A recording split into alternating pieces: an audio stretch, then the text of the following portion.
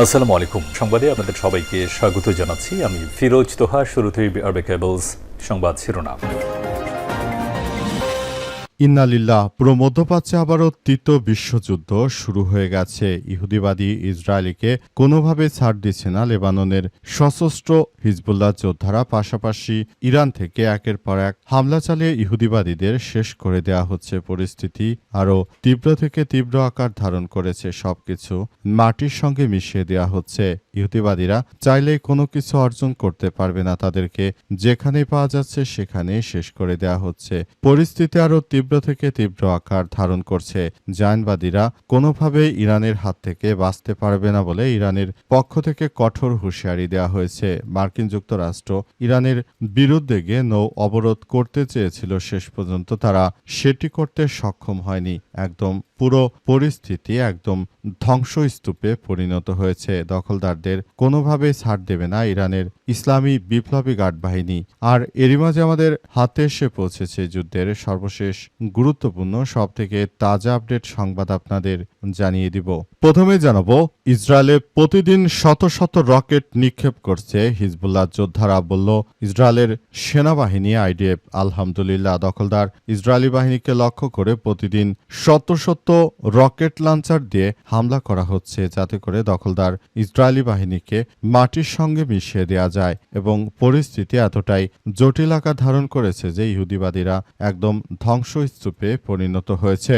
ইহুদিবাদীদের কোনোভাবেই ছাড় দেওয়া হচ্ছে না। পরিস্থিতি যত জটিল আকার ধারণ করেছে যে এখন ইহুদিবাদীরা চাইলেও কোনোভাবে আর কোনো কিছু অর্জন করতে পারছে না। তাদের অবস্থা খুবই শোচনীয় আকার ধারণ করেছে। এরপর জানাবো, হরমুজ প্রণালী স্থায়ীভাবে খুলে দেওয়ার ঘোষণা মার্কিন যুক্তরাষ্ট্রের। চীনের ভয়ে থরকম্পন শুরু।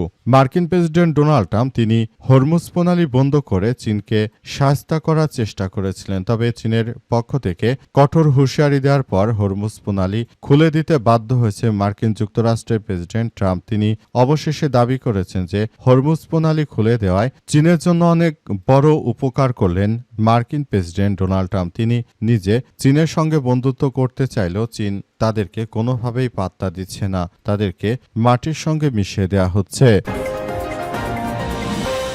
এদিকে ইরানে পাকিস্তানের সেনাবাহিনী প্রধান ইরান ও যুক্তরাষ্ট্রের মধ্যে পুনরায় আলোচনা শুরু করার জন্য উচ্চ পর্যায়ের বৈঠকে অংশ নিতে পাকিস্তানের সেনাবাহিনী প্রধান ফিল্ড মার্শাল আসিম মুনির ইরানে পৌঁছেছে। তার এই সফরের বিষয়টি আল জাজিরাকে নিশ্চিত করেছে ইরানি বিভিন্ন সূত্র। জানাবো, লেবাননে এক সপ্তাহের যুদ্ধবিরতি শুরু হচ্ছে আজ। লেবাননের যুদ্ধবিরতি নিয়ে বর্তমান এক নাটকীয় পরিস্থিতির মধ্যে রয়েছে। ঘনিষ্ঠ সংবাদ মাধ্যম আল মায়াদিন এক ইরানি কর্মকর্তার বরাত দিয়ে জানিয়েছে যে আজ রাত থেকেই লেবাননে এক সপ্তাহের জন্য যুদ্ধবিরতি কার্যকর করতে চলেছে। তবে ইসরায়েলের বিরুদ্ধে লেবাননের সশস্ত্র যোদ্ধা হিজবুল্লাহ যোদ্ধারা তারা আক্রমণ অব্যাহত রাখবে বলে ঘোষণা দিয়েছে। তারা কোনোভাবে এই যুদ্ধবিরতি মানে না বলে হিজবুল্লাহর পক্ষ থেকে জানানো হয়েছে। এতে হিজবুল্লাহর জন্য পরিস্থিতি আরও ভয়াবহ শোচনীয় আকারের দিকে চলে যাচ্ছে। হিজবুল্লাহ চাইলেই আর দখলদারদের ছাড় দেবে না বলে তারা নিশ্চিত করেছে এবং তারা জানাচ্ছে যে তাদের রকেট সরাসরি ইহুদিবাদী ইসরায়েলের বুকে কাঁপন ধরিয়ে দেয়। এবং সর্বশেষ জানাবো, বাংলাদেশের একটি সবথেকে গুরুত্বপূর্ণ সংবাদ। কেন আওয়ামী লীগ নিষিদ্ধের আন্দোলন গড়ে তোলেন হাসনাত আব্দুল্লাহ, কারণ জানালেন রাশেদ। গণঅভ্যুত্থানের রহস্যজনক ভূমিকার কাপফাড়া হিসেবে হাসনাত আব্দুল্লাহ আওয়ামী লীগ নিষিদ্ধের আন্দোলন গড়ে তোলেন বলে অভিযোগ করেছেন বিএনপি নেতা রাশেদ খান। আজ চট্টগ্রাম সিটি কর্পোরেশনের সাবেক মেয়র মঞ্জুরুল আলমের বাসায় গিয়ে প্রশ্নের মুখে পড়েন এনসিপি নেতা হাসনাত আব্দুল্লাহ। সেটিকে ইঙ্গিত করে নিজের ব্যক্তিগত ফেসবুক অ্যাকাউন্ট থেকে রাশেদ খান এমন ঘোষণা দিয়েছেন। যদিও রাশেদ খান বিএনপি থেকে নিজের দল থেকে পদত্যাগ করে বিএনপির হয়ে এই দালাল, তিনি শুরু থেকে আসলে রাজনীতি করার চেষ্টা করছিলেন, নির্বাচিত হওয়ার চেষ্টা করছিলেন, কিন্তু জনগণ তার মতো কোনো দালালকে ভোট দেয়নি বিদায় তিনি হতে পারেননি। প্রিয় দর্শক, এতক্ষণ শুনছিলেন সংবাদ শিরোনাম, এবারে বিস্তারিত। তবে তার আগে বন্ধুরা অনুরোধ থাকবে এই সংবাদটিতে একটি লাইক দিন।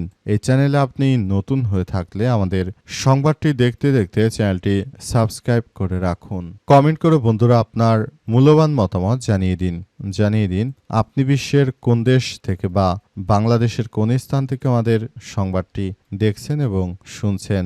আর বন্ধুরা, সংবাদটি আপনার সোশ্যাল মিডিয়া ফেসবুকে শেয়ার করে বন্ধুদেরও দেখার সুযোগ করে দিন।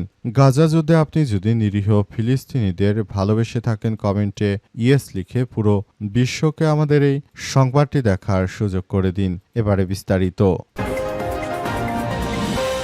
ইসরায়েলে প্রতিদিন শত শত রকেট নিক্ষেপ করছে হিজবুল্লাহ, বলল আইডিএফ। আলহামদুলিল্লাহ, লেবাননের সশস্ত্র গোষ্ঠীর যোদ্ধারা তারা দখলদার ইসরায়েলকে লক্ষ্য করে প্রতিদিন রকেট নিক্ষেপ করছে।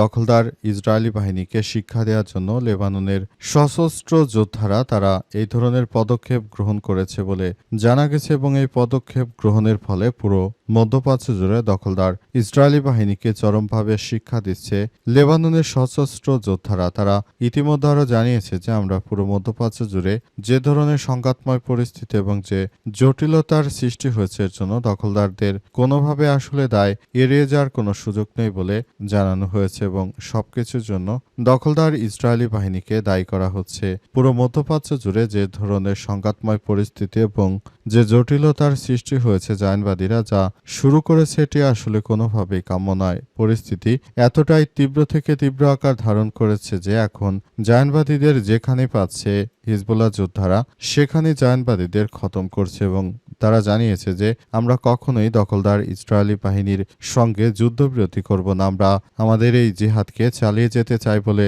ঘোষণা দিয়েছে লেবাননের সশস্ত্র যোদ্ধারা। এই ঘোষণার পরই নড়েচড়ে বসেছে আমেরিকা। তারা তাদের এই অবৈধ রাষ্ট্রটিকে বাঁচানোর জন্য নানাভাবে লেবাননের সশস্ত্র যোদ্ধাদের উপর হামলা চালিয়ে মোট কথা পরিস্থিতিকে তারা আরও ঘোলাটে করতে চায়। হরমুজ প্রণালী স্থায়ীভাবে খুলে দেওয়ার ঘোষণায় খুশি চীন, দাবি ট্রাম্পের। আলহামদুলিল্লাহ, অবশেষে চীনের হুঁশিয়ারি দেওয়ার পর হরমুজ প্রণালী পুরোপুরি খুলে দিয়েছে মার্কিন যুক্তরাষ্ট্রের প্রেসিডেন্ট ডোনাল্ড ট্রাম্প। তিনি ঘোষণা দিয়েছেন এবং জানিয়েছেন যে ভবিষ্যতে আর কখনোই হরমুজ প্রণালী বন্ধ করা হবে না। তিনি জানান যে হরমুজ প্রণালী আসলে বন্ধ করার পেছনে তার কোনো ধরনের দায়বদ্ধতা ছিল না। শুরুর দিকে তিনি হরমুজ প্রণালী খুলে দেওয়ার পক্ষেই ছিলেন, তবে অবশেষে তার এই বিষয়টি আসলে কার্যকর হয়নি। মার্কিন যুক্তরাষ্ট্রের প্রেসিডেন্ট তিনি শুরু থেকে হরমুজ প্রণালী খুলে দেওয়ার পক্ষে ছিলেন এবং তিনি মনে করতেন যে যদি হরমুজ প্রণালী খুলে দেওয়া হয় সেটি সবার জন্যই কাজ করবে এবং তিনি ইরানকে চাপে রাখার জন্য মূলত হরমুজ প্রণালী বন্ধ করে দিয়েছিলেন। তবে ইরানের ইসলামী বিপ্লবী গার্ড বাহিনীর সতর্ক বার্তা দেওয়ার পর ডোনাল্ড ট্রাম্প সেই হরমুজ প্রণালী খুলে দিতে বাধ্য হয়েছে। তা না হলে ইরান মিসাইল মেরে আমেরিকার এই যুদ্ধজাহাজগুলোকে ধসিয়ে দিত। এই মুহূর্তে কোনো যুদ্ধ নেই। এই মুহূর্তে আসলে দখলদার ইসরায়েলি বাহিনী চরমভাবে ফেঁসে গেছে। তারা চাইলেও এখন ইরানের বিরুদ্ধে গিয়ে তারা কোনো কিছুই করতে পারছে না, কারণ ইরান তাদের সবকিছু শেষ করে দিয়েছে দখলদারের এখন ইরানে আক্রমণ চালানোর মতো কোনো সক্ষমতা তাদের হাতে নেই এই মুহূর্তে। তাই এখন ইরান পুরোপুরি ইরানের কাছে আমেরিকা এবং ইহুদিবাদী ইসরায়েল পুরোদমে ধরাশায়ী হয়েছে। বিষয়টি অত্যন্ত দুঃখজনক হলেও সত্য। ইরানে পাকিস্তানের সেনাবাহিনী প্রধান। ইরান ও যুক্তরাষ্ট্রের মধ্যে পুনরায় আলোচনা করার জন্য ইরানে গিয়েছে পাকিস্তানের সেনাবাহিনী প্রধান এবং সেখানে ইরানে গিয়ে তিনি বিভিন্ন কার্যক্রম চালিয়ে যাচ্ছেন। অর্থাৎ তিনি চান ইরান যেন মার্কিন যুক্তরাষ্ট্রের সঙ্গে একটি যুদ্ধবিরতি গড়ে তোলে এবং এই যুদ্ধবিরতি গড়ে তোলার মধ্য দিয়ে যাতে ইরান এবং আমেরিকার মধ্যে আবারও একটি সুন্দর সম্পর্ক গড়ে তোলা যায়, সেজন্য আসিম মুনির তিনি এই প্রস্তাবটি নিয়ে ইরানে পৌঁছে গেছেন এবং মার্কিন যুক্তরাষ্ট্রের সঙ্গেও তিনি যোগাযোগ রাখছেন যাতে করে এই যুদ্ধবিরতি করা যায়। মার্কিন যুক্তরাষ্ট্রের প্রেসিডেন্ট ডোনাল্ড ট্রাম্প তিনি শুরু থেকে যুদ্ধবিরতি করার ব্যাপার নিয়ে অনেক বেশি আগ্রহী ছিলেন এবং শেষ পর্যন্ত এই যুদ্ধবিরতি করার ব্যাপারটি আসলে সারা বিশ্বের সঙ্গে তাল মিলিয়ে তিনি আবার করতে চান। পরিস্থিতি যতদিন যাচ্ছে ততই আরও বেশি জটিল আকার ধারণ করছে এবং সর্বশেষ পরিস্থিতি অনুযায়ী দখলদার ইসরায়েলি বাহিনীর বিরুদ্ধে লেবাননের হিজবুল্লাহ যোদ্ধারা ক্রমান্বয়ে আক্রমণ চালিয়ে যাচ্ছে দিচ্ছে, দখলদারদের মাটির সঙ্গে মিশিয়ে দিচ্ছে লেবাননের যোদ্ধারা। তারা সরাসরি ইহুদিবাদী ইসরায়েল এবং মার্কিন যুক্তরাষ্ট্রের বিরুদ্ধে কার্যক্রম চালিয়ে দখলদারদের একরকম শেষ করে দিচ্ছে এবং পরিস্থিতি অত্যন্ত জটিল আকার ধারণ করেছে এবং পুরোপুরি মধ্যপ্রাচ্য জুড়ে ইহুদিবাদী ইসরায়েল এবং মার্কিন যুক্তরাষ্ট্রের মধ্যে আসলে এই কার্যক্রমগুলো সেভাবেই পরিচালনা করা হচ্ছে।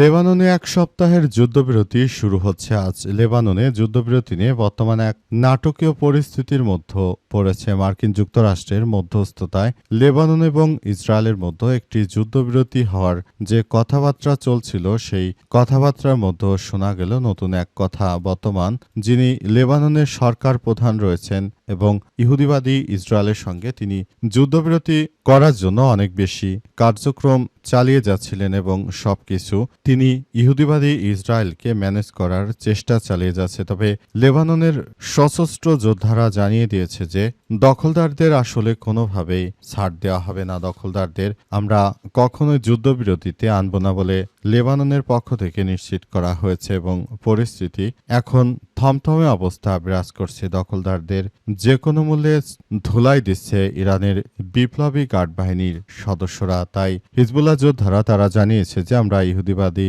ইসরায়েলকে কোনোভাবেই ছাড় দিতে পারি না, তাদেরকে যেখানেই পাওয়া যাচ্ছে সেখানে কতল করা হচ্ছে। পুরো মধ্যপ্রাচ্য জুড়ে এখনো এই পরিস্থিতি আসলে খুবই জটিল আকার ধারণ করেছে এবং আমরা মনে করি এই অবস্থা যদি চলতে থাকে তাহলে সবার জন্য এটি অত্যন্ত খারাপ একটি বিষয় হয়ে দাঁড়াতে পারে। সারা বিশ্ব জুড়ে দখলদার ইসরায়েলি বাহিনী এবং মার্কিন যুক্তরাষ্ট্র তারা যে ধরনের কার্যক্রম চালিয়ে যাচ্ছে সেটি অত্যন্ত দুঃখজনক হলেও সত্য যে পুরো বিশ্ব জুড়ে এখন সে বিষয়গুলো পরিলক্ষিত হচ্ছে। কোনোভাবেই আর ইহুদিবাদী ইসরায়েলকে ছাড় দেবে না ইরানের ইসলামী বিপ্লবী গার্ড বাহিনী। পরিস্থিতি এতটাই জটিল আকার ধারণ করেছে যে সবকিছু আসলে ইহুদিবাদী ইসরায়েলের নিয়ন্ত্রণের বাইরে চলে গেছে। এখন লেবাননের যুদ্ধবিরতি এটাও সরাসরি ইরানের উপর নির্ভর করছে। কি হয় শেষ পর্যন্ত দেখতে হবে।